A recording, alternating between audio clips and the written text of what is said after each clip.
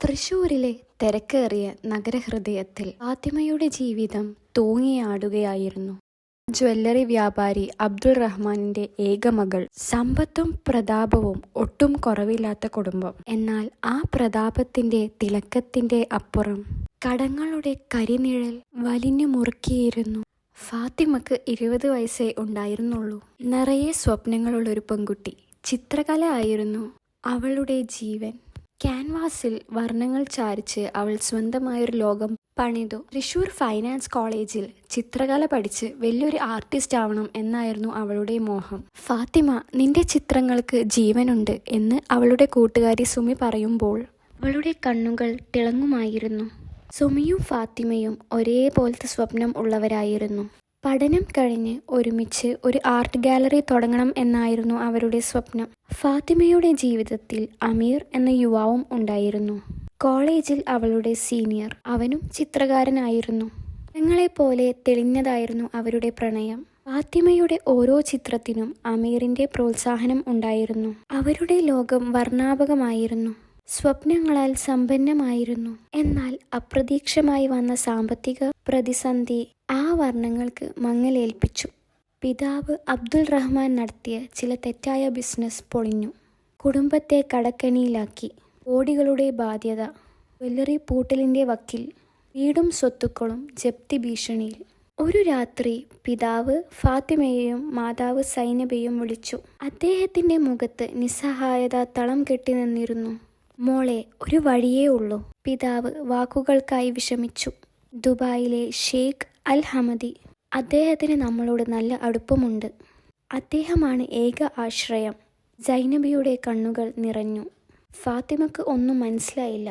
നീ അദ്ദേഹത്തെ വിവാഹം കഴിക്കാൻ തയ്യാറാണെങ്കിൽ അദ്ദേഹം ഈ കടങ്ങളെല്ലാം വീട്ടാം എന്ന് പറഞ്ഞിട്ടുണ്ട്.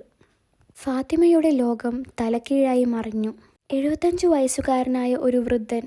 തൻ്റെ സ്വപ്നങ്ങളും പ്രണയവും താൻ എന്ത് ചെയ്യും? അവളുടെ മനസ്സിൽ അമീറിന്റെ മുഖം തെളിഞ്ഞു. അവൾക്ക് അവനെ എങ്ങനെ ഉപേക്ഷിക്കാൻ കഴിയും? അബ്ബാ, എനിക്കിത് പറ്റില്ല, അവൾ കരഞ്ഞുകൊണ്ട് പറഞ്ഞു. മോളെ, നമുക്ക് വേറെ വഴിയില്ല. നിന്റെ സഹോദരങ്ങളെ ഭാവിയും ഈ കുടുംബത്തിന്റെ നിലനിൽപ്പും നിന്റെ കൈകളിലാണ്, പിതാവ് കെഞ്ചി പറഞ്ഞു. അമ്മ സൈനബ അവളെ കെട്ടിപ്പിടിച്ച് കരഞ്ഞു. മോളെ, നിനക്ക് വേണ്ടി ഞങ്ങൾ എന്ത് ചെയ്യും? ഈ കടം തീർന്നില്ലെങ്കിൽ നമുക്ക് എല്ലാം നഷ്ടപ്പെടും. കുടുംബത്തിന്റെ നിസ്സഹായത അവൾക്ക് കാണാമായിരുന്നു. സ്വന്തം സ്വപ്നങ്ങളെയും പ്രണയത്തെയും ഒഴിവാക്കിക്കൊണ്ട് അവൾ ആ വിവാഹത്തിന് സമ്മതിച്ചു. അവളുടെ കണ്ണുകളിൽ നിന്ന് നിറം മാഞ്ഞു. പകരം ഒരു തരം ശൂന്യത നിറഞ്ഞു. അമീറിനോട് അവൾക്ക് ഒന്നും പറയാൻ കഴിഞ്ഞില്ല. ഒരു ദിവസം അവൾ അവനെ ഒഴിവാക്കി. അവന്റെ ചോദ്യങ്ങൾക്ക് അവൾക്ക് ഉത്തരം ഉണ്ടായിരുന്നില്ല. വിവാഹ ഒരുക്കങ്ങൾ അതിവേഗം നടന്നു. തൃശൂരിലെ ഏറ്റവും വലിയ ആഡംബര ഹോട്ടലിൽ വെച്ചായിരുന്നു നിക്കാഹ്. ഷെയ്ഖ് ഹമദി തൻ്റെ സ്വകാര്യ വിമാനത്തിൽ ദുബായിൽ നിന്ന് എത്തി. അദ്ദേഹത്തിൻ്റെ കൂടെ അദ്ദേഹത്തിൻ്റെ പേഴ്സണൽ അസിസ്റ്റന്റ് ഖാലിദ്, ഡോക്ടർ, പിന്നെ കുറച്ച് സഹായികൾ ഉണ്ടായിരുന്നു. ഫാത്തിമയുടെ കുടുംബം ഷെയ്ഖിനെ സ്വീകരിക്കാൻ തിടുക്കം കൂട്ടി. ഫാത്തിമയുടെ മനസ്സ് കല്ലായിരുന്നു. നിക്കാഹിൻ്റെ ദിവസം അവൾ ഒരു വെളുത്ത വസ്ത്രത്തിൽ പ്രതിമയെ പോലെ നിന്നു. ചുറ്റും ചിരിക്കുന്ന മുഖങ്ങൾ, ആഡംബരം. എന്നാൽ അവളുടെ ഉള്ളിൽ ഒരു ശ്മശാനം പോലെ ആയിരുന്നു. അമീർ ഈ വാർത്ത അറിഞ്ഞിട്ടുണ്ടാകുമോ? അവൻ തന്നെ വെറുത്തിരിക്കുമോ? ഈ ചിന്തകൾ അവളെ വല്ലാതെ അലട്ടി. നിക്കാഹ് കഴിഞ്ഞു. ഷെയ്ഖ് ഹമദി അവളെ നോക്കി പുഞ്ചിരിച്ചു. അദ്ദേഹത്തിൻ്റെ കണ്ണുകളിൽ ഒരു തരം ദയ ഉണ്ടോ എന്ന് അവൾക്ക് തോന്നി. അയാൾക്ക് ഫാത്തിമയുടെ പ്രായത്തിലുള്ള പേരക്കുട്ടികൾ ഉണ്ടായിരിക്കണം. അവൾക്ക് അയാളോട് വെറുപ്പോ ദേഷ്യമോ തോന്നിയില്ല. ഒരു തരം നിസ്സംഗത മാത്രം. മോളെ, നിന്റെ കടം തീർന്നു, പിതാവ് അവളുടെ അടുത്തു വന്ന് പറഞ്ഞു. അദ്ദേഹത്തിൻ്റെ കണ്ണുകളിൽ ആശ്വാസം ഉണ്ടായിരുന്നു. എന്നാൽ ആ ആശ്വാസം ഫാത്തിമയുടെ നെഞ്ചിൽ ഒരു ഭാരമായി അമർന്നു. അവളുടെ ജീവിതം കടത്തിനു പകരമായി നൽകിയിരിക്കുന്നു. നിക്കാഹ് കഴിഞ്ഞ് ഷെയ്ഖ് ഹമദി ഫാത്തിമയും കൂട്ടി ദുബായിലേക്ക് തിരിച്ചു. അവിടെ അദ്ദേഹത്തിൻ്റെ കൊട്ടാരം അവളെ കാത്തിരുന്നു. സ്വർണവും വെള്ളിയും തിളങ്ങുന്ന ഭീമാകാരമായ കൊട്ടാരം. എന്നാൽ ആ കൊട്ടാരത്തിൽ അവൾക്കൊരു തടവുകാരിയായി തോന്നി. ഷെയ്ഖിന് വേറെയും ഭാര്യമാരും മക്കളും ഉണ്ടായിരുന്നു. അവരെല്ലാം ഫാത്തിമയെ ഒരു തരം പുച്ഛത്തിലും സംശയത്തോടെയാണ് നോക്കിയത്. ഷെയ്ഖിൻ്റെ മക്കളായ അഹമ്മദും സൽമയും ഫാത്തിമയെ ഒരു ശല്യമായി കണ്ടു. തങ്ങളുടെ പിതാവിൻ്റെ സ്വത്തിൽ ഒരു പുതിയ അവകാശി വരുന്നത് അവർക്ക് ഇഷ്ടമായില്ല. ഷെയ്ഖ് ഹമദിക്ക് ഫാത്തിമയോട് ഒരു തരം വാത്സല്യമായിരുന്നു. അയാൾ അവളെ ഒരുപാട് നിർബന്ധിച്ചില്ല. അവളുടെ ഇഷ്ടങ്ങൾ ചോദിച്ചറിഞ്ഞു. ചിത്രങ്ങൾ വരയ്ക്കാൻ പ്രോത്സാഹിപ്പിച്ചു. എന്നാൽ ഫാത്തിമയുടെ മനസ്സിൽ ആ മുറിവ് ഉണങ്ങാതെ കിടന്നു. ദുബായിലെ കൊട്ടാരത്തിൽ വെച്ചായിരുന്നു ആദ്യ രാത്രി. ഫാത്തിമയുടെ ഹൃദയം വേഗത്തിൽ ഇടിച്ചു. അവൾക്ക് ഭയവും അറപ്പും തോന്നി. അവൾ മുറിയിൽ കാത്തിരുന്നു. ഷെയ്ഖ് ഹമദി മുറിയിലേക്ക് വന്നു. അയാൾ വളരെ ക്ഷീണിതനായിരുന്നു. അയാളുടെ മുഖത്ത് ഒരു തരം വിളർച്ചയുണ്ടായിരുന്നു. ഫാത്തിമ, നീ സുന്ദരിയാണ്, അയാൾ ഒരു പുഞ്ചിരിയോടെ പറഞ്ഞു. എനിക്ക് സുഖമില്ല, നീ ഉറങ്ങിക്കോളൂ. ഫാത്തിമക്ക് ആശ്വാസമായി. അവൾക്ക് അയാളോട് ഒരു തരം ദയ തോന്നി. അയാൾ കട്ടിലിൽ കിടന്നു. അവൾ ഭിത്തിയിലേക്ക് തിരിഞ്ഞു കിടന്നു. സമയം എത്ര ആയി എന്ന് അറിയില്ല. ഒരു നിമിഷം അവൾക്ക് എന്തോ അസ്വസ്ഥത തോന്നി. ഷെയ്ഖ് ഹമദിയുടെ ശ്വാസം നിലച്ചതുപോലെ. അവൾ തിരിഞ്ഞു നോക്കി. അയാൾ അനക്കമില്ലാതെ കിടക്കുന്നു. അവൾ വിളിച്ചു. പ്രതികരണം ഇല്ല. അവൾ അയാളുടെ ദേഹത്ത് തൊട്ടു. തണുത്തുറഞ്ഞ ശരീരം. ഷെയ്ഖ്, ഷെയ്ഖ്, അവൾ ഭയന്ന് നിലവിളിച്ചു. അവളുടെ നിലവിളി കേട്ട് കൊട്ടാരത്തിലെ ജോലിക്കാർ ഓടി വന്നു. ഡോക്ടർ വന്ന് പരിശോധിച്ചു. മരണം സംഭവിച്ചു. അയാൾ പറഞ്ഞു, ഹൃദയാഘാതം. പുലർച്ചെ ഈ വിവരം പുറത്തായതോടെ സംഭവം വലിയ വാർത്തയായി. ദുബായിലെ മാധ്യമങ്ങൾ അതാഘോഷിച്ചു. അതിസമ്പന്നനായ ഷെയ്ഖ് അൽ ഹമദി തൻ്റെ 20 വയസ്സുകാരിയായ വധുവിനൊപ്പം ഉള്ള ആദ്യ രാത്രിയിൽ മരിച്ചു. ഷെയ്ഖ് അൽ ഹമദിയുടെ മരണം ദുബായ് പോലീസിന്റെ ശ്രദ്ധയിൽപ്പെട്ടു. മരണം നടന്നത് ഫാത്തിമയുടെ മുറിയിലായതുകൊണ്ട് സ്വാഭാവികമായും ആദ്യത്തെ സംശയം ഫാത്തിമയും ഫാത്തിമയുടെ കുടുംബവുമായിരുന്നു. ഷെയ്ഖിന്റെ സ്വത്തിനു വേണ്ടിയോ അഥവാ ഈ ബന്ധത്തിൽ നിന്ന് രക്ഷപ്പെടാൻ വേണ്ടിയോ അവൾ കൊലപാതകം ചെയ്തതാവാം എന്ന മട്ടിൽ വാർത്തകൾ സ്പ്രെഡായി. ദുബായ് പോലീസ് ഫാത്തിമയെ ചോദ്യം ചെയ്യാൻ തുടങ്ങി. ഇൻസ്പെക്ടർ ആമിന ഒരു കർക്കശക്കാരിയായ ഉദ്യോഗസ്ഥയായിരുന്നു. ചോദ്യം ചെയ്യുന്ന മുറിയിൽ ഫാത്തിമ ഒറ്റപ്പെട്ടു. നീ എന്തിനാണ് ഷെയ്ഖിനെ കൊന്നത്? ഇൻസ്പെക്ടർ ആമിന ഗൗരവത്തോടെ ചോദിച്ചു. ഞാൻ ഒന്നും ചെയ്തില്ല, ഫാത്തിമ കരഞ്ഞുകൊണ്ട് പറഞ്ഞു. അദ്ദേഹം പെട്ടെന്ന് മരിച്ചുപോയി. പെട്ടെന്ന് മരിച്ചുവെന്നോ? അത്രയും വലിയൊരു മനുഷ്യൻ ഒരു പ്രശ്നവുമില്ലാണ്ട് മരിക്കുമോ? നിനക്കയാളെ വിവാഹം കഴിക്കാൻ താല്പര്യമില്ലായിരുന്നല്ലോ. കടം തീർക്കാൻ വേണ്ടി കിട്ടിയതല്ലേ? അപ്പോൾ സ്വാഭാവികമായും അയാളെ ഒഴിവാക്കാൻ നീ ശ്രമിക്കില്ലേ? ഫാത്തിമക്ക് ഉത്തരമുണ്ടായിരുന്നില്ല. അവളുടെ ഓരോ ചലനങ്ങളും വാക്കുകളും പോലീസ് നിരീക്ഷിച്ചു. ഷെയ്ഖിന്റെ ബോഡി ഫോറൻസിക് പരിശോധനയ്ക്ക് അയച്ചു.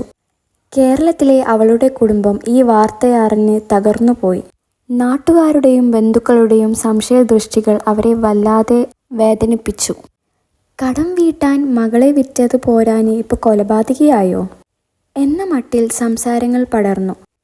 മാധ്യമങ്ങൾ ഫാത്തിമയെ ഒരു കൊലപാതകയാക്കി അവതരിപ്പിച്ചു. അവളുടെ ചിത്രങ്ങൾ വലിയ വാർത്തയായി. മാനസികമായി തകർന്നു. ഫാത്തിമയുടെ നിരപരാധിത്വം തെളിയിക്കാൻ അവരുടെ കയ്യിൽ വേറെ മാർഗങ്ങളൊന്നും ഉണ്ടായിരുന്നില്ല. അമീർ ഈ വാർത്തകൾ അറിഞ്ഞ് വല്ലാതെ അസ്വസ്ഥനായി. അവൻ്റെ ഫാത്തിമ ഒരിക്കലും അങ്ങനെ ചെയ്യില്ലെന്ന് അവന് ഉറപ്പായിരുന്നു. അവൻ അവളെ സഹായിക്കാൻ ശ്രമിച്ചു. എന്നാൽ ഫാത്തിമയുടെ കുടുംബം അവനെ അകറ്റി നിർത്തി. ഈ സമയത്ത് ഒരു വിവാദമുണ്ടാക്കാൻ അവർ ആഗ്രഹിച്ചില്ല. ദിവസങ്ങൾ നീണ്ട ഇൻവെസ്റ്റിഗേഷനൊടുവിൽ ഷെയ്ഖ് ഹമദിയുടെ മരണത്തിനു പിന്നിലുള്ള ദുരൂഹതകൾ ചുരുളഴിഞ്ഞു. ഫോറൻസിക് റിപ്പോർട്ടുകൾ നിർണായകമായ ഒരു സൂചന നൽകി. ഷെയ്ഖ് ഹമദിയുടെ രക്തത്തിൽ സ്ലോ പോയ്സൺ കണ്ടെത്തി. ഈ വിഷം ഒറ്റയടിക്ക് ആളുകളെ കൊല്ലില്ല, മറിച്ച് ഏതാനും ദിവസങ്ങൾ കൊണ്ടോ ആഴ്ചകൾ കൊണ്ടോ പതിയെയാണ് കൊല്ലുക. ഷെയ്ഖിന്റെ ആഹാരത്തിലോ പാനീയത്തിലോ ഇത് കലർത്തിയതാകാം എന്ന് അന്വേഷണ ഉദ്യോഗസ്ഥർക്ക് മനസ്സിലായി.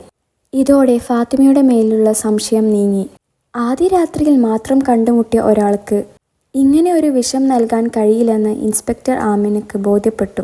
അവൾ ഫാത്തിമയോട് ക്ഷമ ചോദിച്ചു.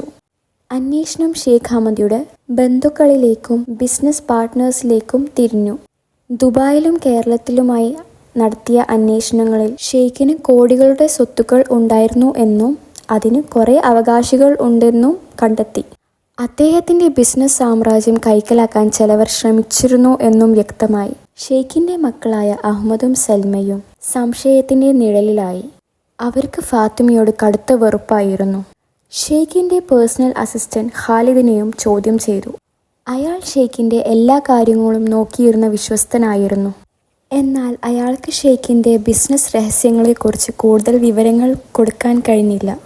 ഇതിനിടയിൽ ഷെയ്ഖിൻ്റെ പഴയ ഒരു ബിസിനസ് പാർട്ട്ണറായിരുന്ന നവാബിനെക്കുറിച്ച് ഇൻസ്പെക്ടർ ആമിനക്ക് ചെറിയൊരു സൂചന ലഭിച്ചു. നവാബ് ഷെയ്ഖ് ഹമദിക്ക് കൊടുക്കാൻ വലിയ ഒരു തുക കടമുണ്ടായിരുന്നു. ആ പണം ഷെയ്ഖ് തിരികെ ചോദിച്ചപ്പോൾ നവാബ് ഷെയ്ഖിനെ കൊല്ലാൻ പദ്ധതി ഉണ്ടാക്കിയിരുന്നു എന്നൊരു രഹസ്യ സൂചന ലഭിച്ചു. നവാബിൻ്റെ ബിസിനസ് രേഖകളും ബാങ്ക് അക്കൗണ്ടുകളും പരിശോധിച്ചു.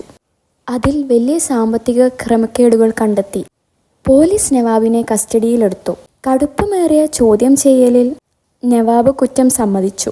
ഷെയ്ഖ് ഹമദിയുടെ പേഴ്സണൽ അസിസ്റ്റന്റ് ഖാലിദുമായി ചേർന്നാണ് താൻ ഈ കൊലപാതകം ആസൂത്രണം ചെയ്തതെന്ന് നവാബ് സമ്മതിച്ചു.